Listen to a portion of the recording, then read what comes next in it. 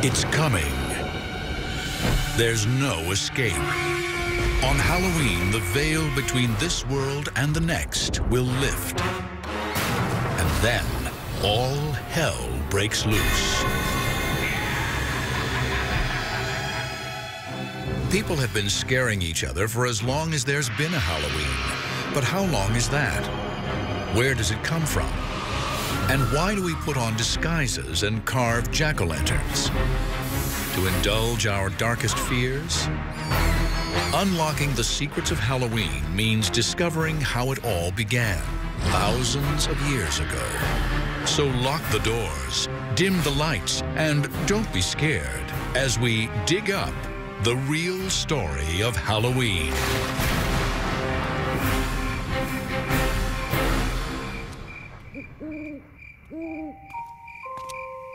How can you describe Halloween without sounding insane? Masked children come to our doors and threaten us. In return, we give them candy.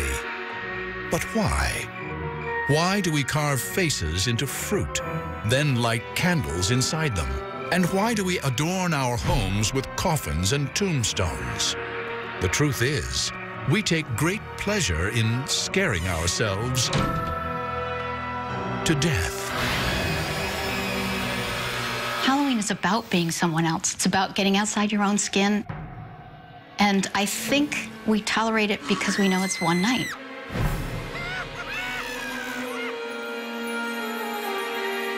This impulse to confront our fears of life and of death and make sport of them, it's ancient. And so are our treasured Halloween traditions.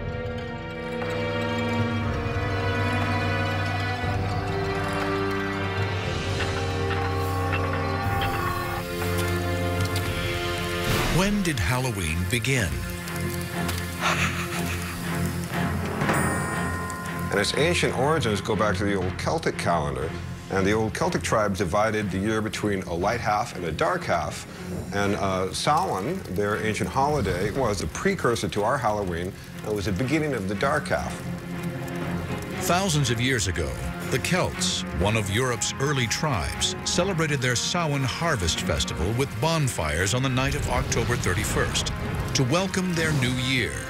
For ancient peoples, harvest was a matter of life and death. If crops failed, people starved. Death was always close. It was a bit of a warning. You know, it's going to get cold and dark. Gather together, come home, and don't send anybody out alone in the dark. But the Celts believed there was even more to Samhain. What marked Samhain and this transition from light to dark was that time and space became permeable, flexible. And so that spirits, not only of the dead, but of the past or of other realities, could sort of wander into our reality. And humans could wander out and get lost in the other world as well. The veil between life and death was at its thinnest, and the living and the dead could commingle. And that's at the root of all the Halloween celebrations. Stories persist of people on Samhain night getting trapped in the other world, and of the dead appearing among the living. But the truth is, we know precious little about Samhain. We can only guess that their bonfires likely drew one familiar Halloween icon, a thing familiar, yet frightening to many: the bat. Before there was electricity, the only way you would have seen a bat would have been by the firelight. And in fact, you probably would have seen it around the fire because bats eat insects, and insects are attracted to the light. Bats come out at night, and nighttime was scary time. So if bats are the best and baddest part of your Halloween, you might just credit ancient people like the Celts. And they weren't the only ancient culture with creepy traditions. Others also looked to their dead. Many, many cultures sort of set aside a day or a couple of days to ritually celebrate and recognize the dead.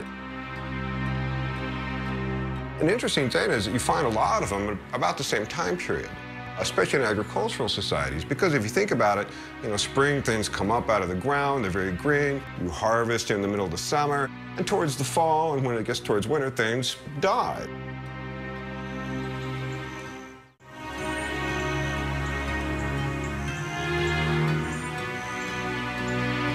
How did these ancient traditions survive into our modern era? In Western culture, they were preserved by, of all people, Christians. In a bizarre twist of history, as Christianity spread, it adopted and reimagined pagan folkways rather than try to stamp them out. This made it easier to convert pagans.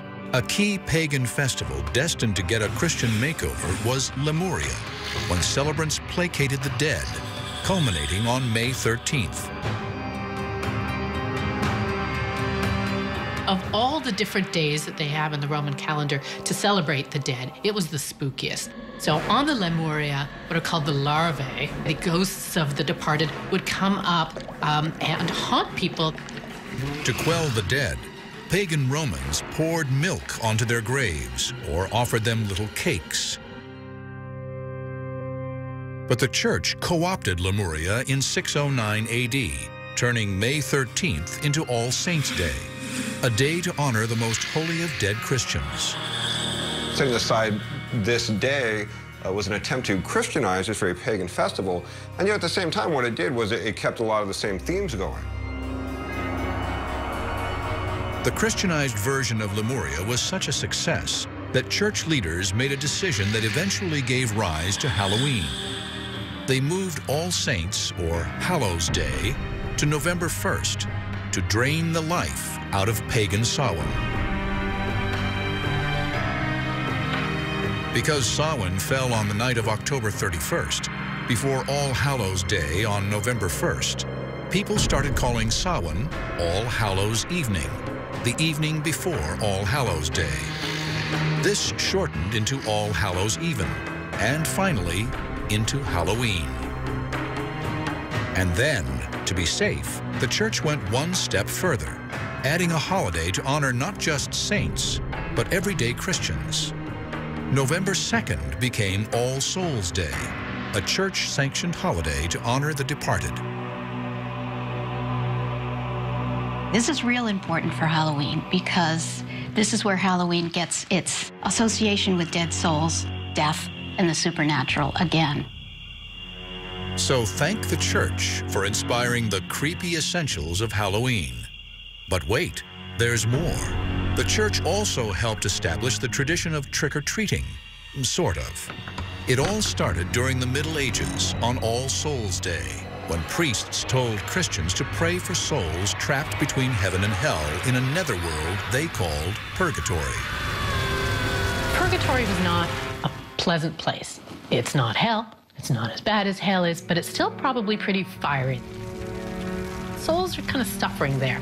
Luckily, there is something that you could do. You could offer up prayers for them. How did souls get out of purgatory? According to the church, if enough prayers were offered, a soul would fly up into heaven.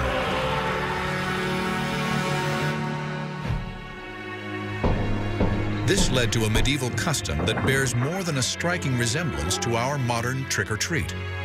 Children would go souling, begging for soul cakes, spiced cakes filled with raisins. In return for these treats, the beggars would offer up prayers for souls trapped in purgatory.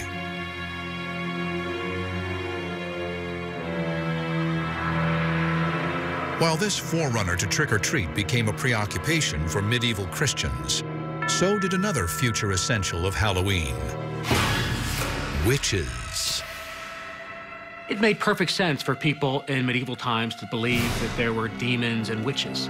And if there were demons and witches and they were responsible for bad things in the world, it made sense that you hunt them down and you kill them. That was their worldview. A witch panic in the 16th century helped establish the look of the character that, for many, epitomizes Halloween. Almost always women, witches were seen as in league with Satan. They were probably the healers who had cures and folklore and passed down orally through generations. And at some point, that becomes very suspicious for whatever reason to the religious people around them. And a lot of the symbols that were associated with these women, who probably often lived alone, may have been somewhat eccentric, of course, end up becoming associated with witches. Over time, as more and more women were accused of witchcraft, their practical kitchen tools acquired sinister dimensions and became model Halloween icons. Even something as mundane as a broom became an instrument of evil, as well as handy transportation.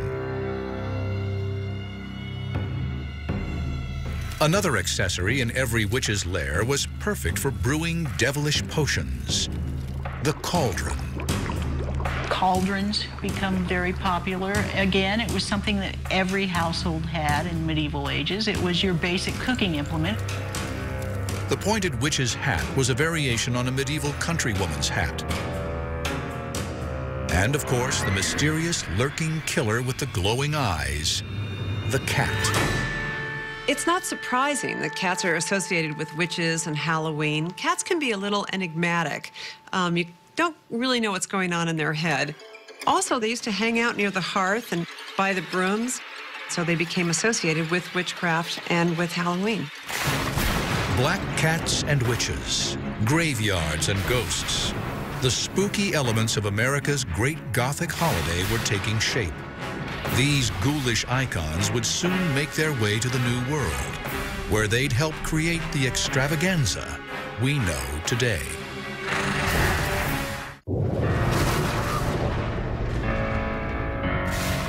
Bonfires, worshiping the dead, begging for treats. The elements of our modern Halloween were haunting Europe at the dawn of the 17th century, but they hadn't yet collected into a spooky, secular holiday. History would now start consolidating them and give life to an odd celebration of death. It's death that makes this holiday. Whether it's the threat of death if there is a bad harvest, the end of one order or the beginning of a new, this idea of the endless cycle of life and death and renewal is part of a lot of holidays, not just Halloween. This period saw the continued influence of one of Halloween's most colorful icons, the mask. It often appeared in tandem with another Halloween tradition, destructiveness. Rowdy beggars at All Hallows Eve also guzzled their share of alcohol, and demands for food and drink became more threatening. Masks helped hide their identities. In Britain, they got into some very particular forms that involved dressing in costumes and going house to house to present these little plays. And at the end of the performance, they would be rewarded with food and sometimes money. Was this trick or treat? Not quite, but the resemblance was there. In 17th century England, many of these customs survived only in rural areas, but they would soon turn up in the city streets, thanks to a pro-Catholic terrorist named Guy Fawkes. On November 5th, 1605, Fawkes tried to blow up London's House of Lords with 36 kegs of gunpowder. Guy Fawkes was tried, found guilty, and hanged. And according to legend, his body was then drawn and quartered, and the pieces were thrown into a fire. The next year, on the anniversary of the failed plot, and every year that followed, the children of London mocked the memory of Guy Fawkes by causing chaos in the streets, parading, begging, and building bonfires. Today, all over England, this is called Guy Fawkes Day, or Bonfire Night. Now, Guy Fawkes Day fell on November 5th, which is very close to Halloween, so a lot of the energy that was focused on Halloween sort of shifted toward Guy Fawkes Day. While it wasn't our Halloween yet, it had all the signs. Children and adults alike taking advantage of the darkness and letting loose. But would this pagan form of celebration make its way across the Atlantic to disrupt the sanctuary of the New World? Not if colonial Puritans had their way. For the Puritans of New England, the supernatural was a dark, menacing force, not a harmless superstition worthy of inspiring a holiday. Despite their efforts to kill the Halloween tradition before it took hold, there were a few Guy Fawkes celebrations that made their way to the shores of America. Other settlers tolerated or even embraced the traditions that threatened the Puritans. And seeds were planted for the holiday that would morph into our American Halloween. For example, there's an 1833 description of a Halloween, not even so much a party, but just a small gathering where they told ghost stories around a fire. But now, one more spooky standby. The image of a spirit or ghost would join witches and skeletons in a macabre Halloween dance. By the mid-19th century, America was primed for a much darker holiday. Having endured 4 long years of civil war that ended in 1865 with over 500,000 dead. There were so many unclaimed, unknown dead bodies that the Civil War left behind that this country was obsessed with death. And mostly it was that so many of these soldiers died unknown. We don't know what happened to them. So there was a huge sense of they could come back. Maybe they're not dead. It makes perfect sense that people would tell more ghost stories. And the very first Halloween ghost stories were about people coming back home. It's at this time that America's Halloween story really begins. After the Civil War, when Scots and Irish immigrants brought their rural, Old World Halloween customs with them, they helped to establish even more American Halloween traditions. For the Scots, it was a little bit of a scarier night. Until fairly late, we're still talking about the appearance of bogies on Halloween. Bogies, or boogeymen, were sort of amorphous, pestering ghosts that plagued children, hiding under beds or tapping on windows, or lurking by a gate or turnstile. There was a belief that there was a bogey on every stile, which meant on Halloween night you could cross any gate and there might be something sitting there waiting to get you. Halloween's signature symbol, the jack-o'-lantern, also began as a European tradition. But the prototype wasn't carved from a pumpkin. There's a great legend about a character named Jack-o'-lantern. And Jack was a troublemaker, but he was so bad, he even managed to get himself thrown out of hell, which is not an easy thing to do. But the devil did decide to have pity on him and scooped up an ember from the fires of hell and gave it to him. So Jack takes the ember and he puts it inside a hollowed out turnip. And he walks around and that becomes the legend of Jack-o'-lantern. In one age-old European practice, children would carve their own jack-o'-lanterns out of turnips and light them with candles. The first reference we have in the United States to jack-o'-lantern, it comes from Nathaniel Hawthorne, and he's writing in Twice Told Tales, and he's describing someone's very tattered coat full of holes, and when you hold it up to the light, it shines like a jack-o'-lantern would. Americans improved on the jack-o'-lantern tradition. They substituted big, round pumpkins for the old world's hard little turnips, and Halloween finally had its trademark. Pumpkins are generally harvested around Halloween, and kids realized jack-o'-lanterns could be a prankster's best weapon on Halloween night. Kids figured out this great thing they could do. They could take a pumpkin and you could hollow it out and you put a candle on it. And then you take that pumpkin and you put it on a stick and you put a sheet over it. And you parade around, you can put it in front of a window or something, and it's really a pretty scary picture. Jack-o'-lanterns soon became the face of Halloween. But Scots and Irish immigrants also brought with them the more rambunctious, stone-throwing, prank-playing Halloween reveling to America. And on Halloween night, at the dawn of the 20th century, there was a whole dark world of trouble just waiting for American boys.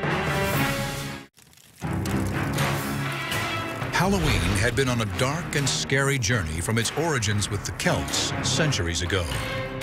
In the Middle Ages, it became a Christian holiday honoring the dead. But by the 16th century, it was turning into a rowdy kids' celebration, marked by begging and pranks. By the 1800s, Halloween had even moved into cities and towns across America. But the ghastly face of Halloween was reimagined in gruesome shades of orange and black at the turn of the 20th century. For the first time, artists of the era brought together all things scary and linked them to Halloween. Skeletons and spiderwebs, jack-o'-lanterns and bats. They established the look of Halloween that we still use today. Among these icons are white-sheeted ghosts. The sheet that a ghost wears derives from the winding sheet, the shroud that corpses were traditionally wrapped in before burial. And jack-o'-lanterns. The big grin still connotes the rictus of a death's head, as does the triangular nose hole. And even when it seems kind of jolly, death is still lurking there in the imagery. Horned devils came from medieval depictions of Satan. And witches from witch-hunting hysteria that swept through Europe and Puritan America. Witches became very popular in the early part of the 20th century, which is why they naturally became linked to Halloween. And there's actually a change in the way we perceive witches. The witches of the 19th century were old, they had big noses, and there were warts. And the witches in the 20th century are actually kind of attractive. It makes Halloween just a little, not only scary, but also a little naughty. But even as Halloween was dressing its old customs in new costumes, it was also creating new traditions, bad ones. Was Halloween in the early 20th century getting out of hand? To the dismay of authorities and property owners, the answer was yes. It was whatever you could think of that was a bunch of mischief. Back in those days, people had buggies. The bigger kids tried to take a buggy and put it up on a haystack. And there's about a half a dozen of the guys, and they just kind of pushed it up the haystack. It was a lot of fun. Oh, we never did anything that was really destructive. Mostly tricks. But for others, those tricks were more destructive. Pranks, usually committed by adolescent boys, plagued cities like Chicago and Philadelphia. By the 1920s, Halloween in America was turning into a crisis. Tricks on Halloween night were out of hand. The destructive pranks went beyond just smashing pumpkins. Kids would take bars of soap and they'd put them in the rails for streetcars so that the streetcars would derail and people would actually get hurt. They would take the steps in front of people's doors and move them so when people walked outside they would fall over and get hurt. They would set fires. They would throw stones through windows. I mean, this is really destructive stuff. In rural communities, pranksters took wagons apart and reassembled them on roofs. They removed gates on farm fences so that animals could escape. This particular prank was so popular that in some places, the night before Halloween was called Gate Night. In other cities, it was Mischief Night, or even Hell Night. Halloween pranks during the Great Depression may have been, in part, a product of the desperation of the time, an excuse for troublemaking. But there was already trouble everywhere, and many communities couldn't afford to feed their own, much less clean up destructive messes. The Halloween of 1933 was actually labeled Black Halloween in a lot of newspapers because of all of the destruction that the cities incurred. The kids were no longer just doing innocent, silly things. Now they were smashing light bulbs. They were setting fire to buildings. They were smashing car windows. If Halloween were to survive, it would have to change. Schools and police departments and other civic groups consciously and very actively promoted the idea of taming Halloween. And so they started to invent all sorts of things for kids to do, to divert them. Townwide parties, costume contests, games, everything that you could think of to get the kids away from pulling tricks and into the light. Novelty companies like Dennison and Beistel helped out these civic efforts. Dennison published a series of Halloween guides called Bogey Books that suggested ways of turning Halloween from a prank night into a party night. Dennison was one of the first companies that realized there was money to be made off of Halloween. They started to put their own Halloween materials out for retail sale in drugstores all over America. They also made masks and paper costumes. This was a first. It was the first time that costumes were specifically made and marketed for Halloween. Before that, costumes had all been homemade. When I was a kid, it wasn't Halloween outfits like you wear now. So basically, you wore your overalls or your jeans or sloppy clothes, but you didn't go downtown and buy a special outfit just for Halloween. Just anything, you know, to make yourself a little conspicuous. Paper costumes were fancy and an improvement on the homemade variety, but they had their drawbacks. Unfortunately, you know, a lot of that paper was flammable. And I was surprised at how many newspaper clippings I came across of costumes catching fire. Soon, other manufacturers, looking to tap into the kid market for Halloween costumes, began making more durable disguises. Sears' first box costumes came around 1930, and then it went from there. And the costumes came off of radio show characters and the funny papers. Costumes for parties, costumes for wild, town-wide parties, and for school parties and church parties. Halloween was a big social occasion. Halloween parades also helped drag the holiday out from the shadows and into the public arena. Allentown, Pennsylvania may have had the first parade in 1905, but others soon followed. Toms River, New Jersey in 1919. Anoka, Minnesota in 1920. Anoka has held its parade every year since. In fact, the city now bills itself the Halloween capital of the world. Each of these local efforts to tame Halloween worked to some extent. But what Halloween really needed was a whole new tradition, and it would soon get one. But this new tradition would prove to be a variation on a very old Halloween theme.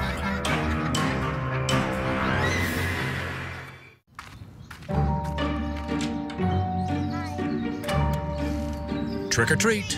That phrase still triggers cascades of candy into plastic pumpkins and pillowcases across America on the night of October 31st. And though the custom goes back centuries, the phrase trick or treat is probably less than 100 years old. Trick or treat is amazingly new. People think trick or treat goes back for centuries, and it doesn't. Trick or treat is actually less than 80 years old, probably. The term derives from pranking that was very widespread and destructive in America in the 20th century. And at some point, somebody came up with the brilliant idea of buying off these pranksters. Homeowners bribed rowdy kids with homemade treats, such as popcorn balls and candy apples, to avoid getting pranked or tricked. In 1939, the phrase and the custom turned up in print. Doris Hudson Moss published an article in American Home magazine that talked about the success she had having a Halloween open house for the kids in her neighborhood. She didn't get tricked. She gave them sweets. It all worked. With the new custom came new treats. Not so much homemade goodies like popcorn balls. Now kids got store-bought, pre-packaged candies. Mars bars, Reese's cups, and good old Hershey's chocolate. Candy finally killed the rowdy Halloween. And now the time was right for the reinvented holiday to hit Hollywood. Uh-oh, you boys!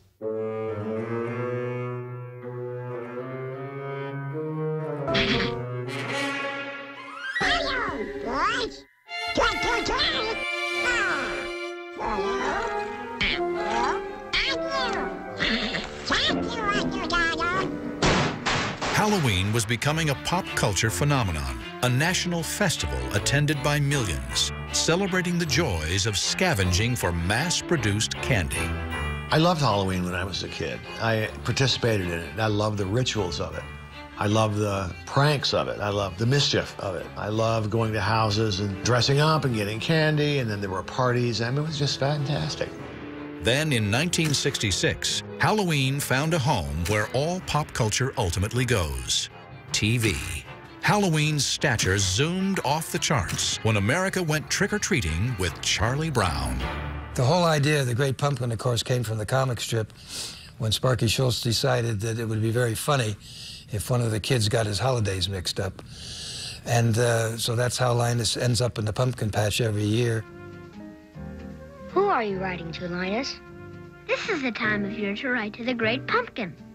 On Halloween night, the Great Pumpkin rises out of his pumpkin patch and flies through the air with this bag of toys for all the children. You must be crazy. When are you going to stop believing in something that isn't true? When you stop believing in that fellow with the red suit and the white beard. Television and America's most popular comic strip had given Halloween its unofficial seal of approval. The holiday had never in its entire history been so mainstream. But Halloween-themed cartoons aimed at kids were one thing. A movie for adults with Halloween as its theme was another. Nobody had ever tried it before.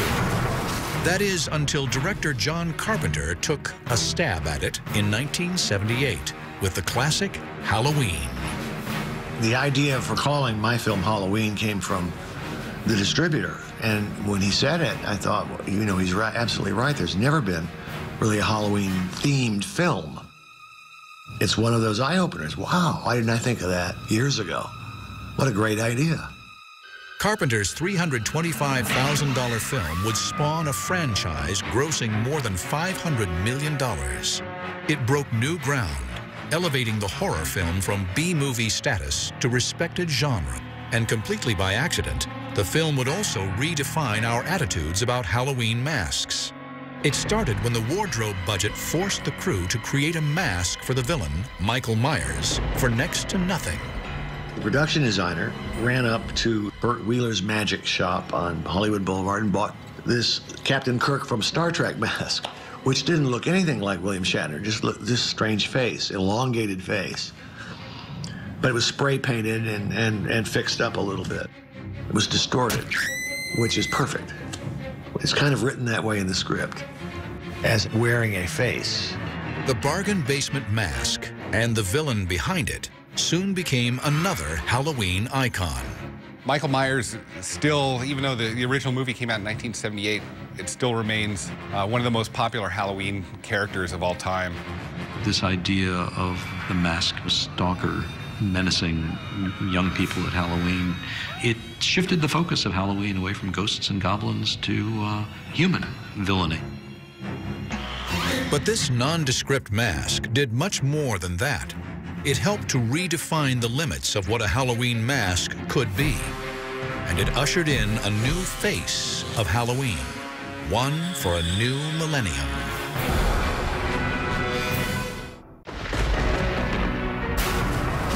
For hundreds of years, masks and costumes have been a way for partiers to disguise themselves.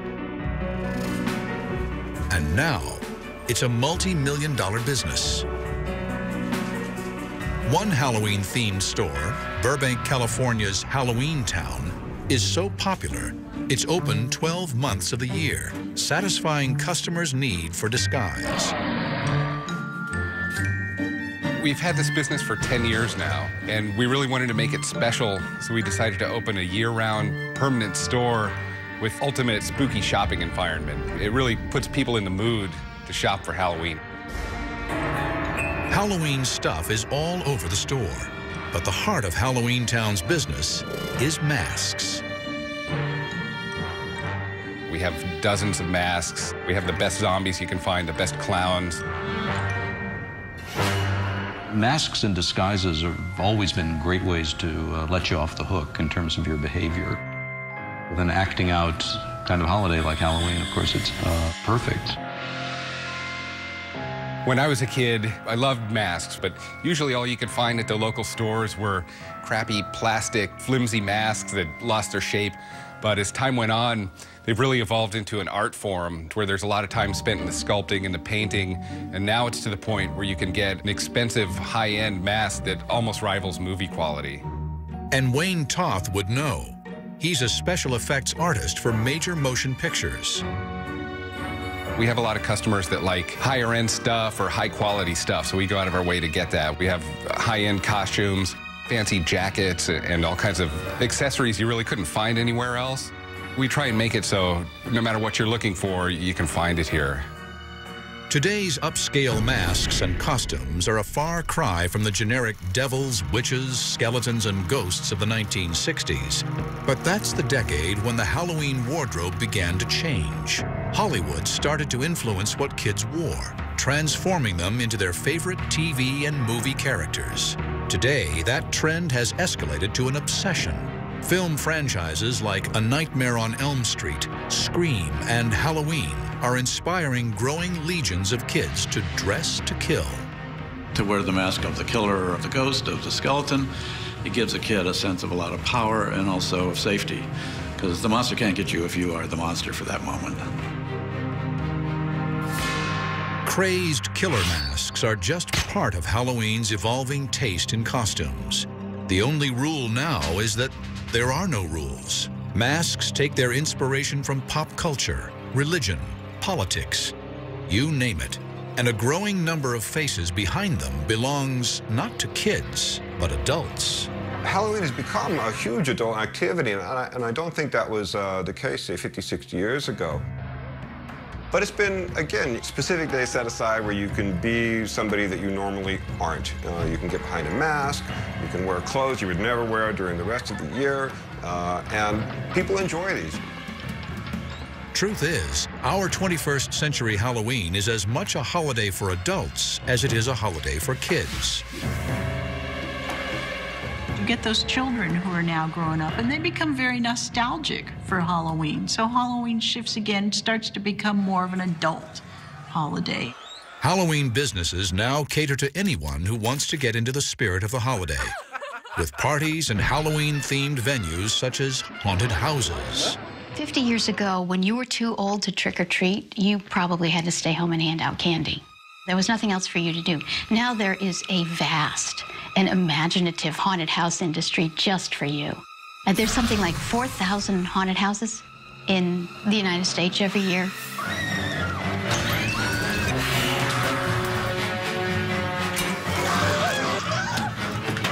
I loved haunted houses. It fascinated me. They terrified me as a kid. But haunted houses aren't the only place to find adults getting out on Halloween. In places like New York City's Greenwich Village Halloween Parade and West Hollywood's Halloween Carnival, the holiday takes a walk on the wild and naughty side. Of course, the gay Halloween parade is now a big fixture in San Francisco, in Los Angeles, and of course a big part of the New York celebration. But it's this idea of turning the world on its head and being who you aren't or would like to be. Again, it's that mercurial American obsession with self-transformation. And that's the thing I think that really ignited Halloween in America. This sexually liberated Halloween sometimes crosses the line from adults to adults only. If you look at the costumes that are sold to adults these days, the costumes for women are all kind of borderline prostitute costumes. You know, the sexy nurse, the sexy maid, the sexy anything. Now, grown-ups are taking it one step further. They stock up on specially packaged Halloween novelty candy and join their children going door to door on Halloween night. These trick-or-treaters of the 1970s and 80s now seize the opportunity to relive their childhood Halloweens, dressing in full costume, supposedly to keep a watchful eye on their kids. And just as Halloween has scared kids for years, Halloween scares parents too. They fear sending their kids out unsupervised into a hostile world, full of poisoned candy and razor blade riddled apples. But they really shouldn't be. I grew up hearing about razor blades and apples myself, and it's clearly what we would call a contemporary legend. Another term is urban legend. There's a great societal unease about this idea that we're telling our kids to go take candy from strangers. So there's a lot of stories about razor blades and candied apples and these sorts of things. And parents every year get very, very worried about it. Did razor blades and apples ever happen? I believe there are a couple of cases, but of course you can ask which came first, you know, the story or the actions. Razor blades in apples, jack-o'-lanterns, soul cakes. They make up the legends, the texture of the Halloween we know. Today, Halloween wears many masks. It's a day for adults to push their boundaries a little. Clearly, a lot of women want to have a very sexy side of them, and it's only on Halloween that they bring it out. Maybe, you know, they could do a little more often. Yet Halloween still remains the domain of kids. When you're a kid, you had one night a year where you were in charge. You got to dress up. You got to be something that you usually weren't. And you kind of even got paid for the privilege of this. It was an amazing holiday. Halloween doesn't like to have its energies tamed. You know, it's the rebellious aspect's going to pop up somewhere. Look close enough, and you'll see that Halloween is a showcase of everything the human race fears. Through the centuries, we've learned to live with what scares us most. And now, on October 31st, we turn our fears into fun. So beware of haunted houses and creaking doors, billowing sheets and full moons. And don't be surprised if a smiling jack-o'-lantern wishes you Happy Halloween.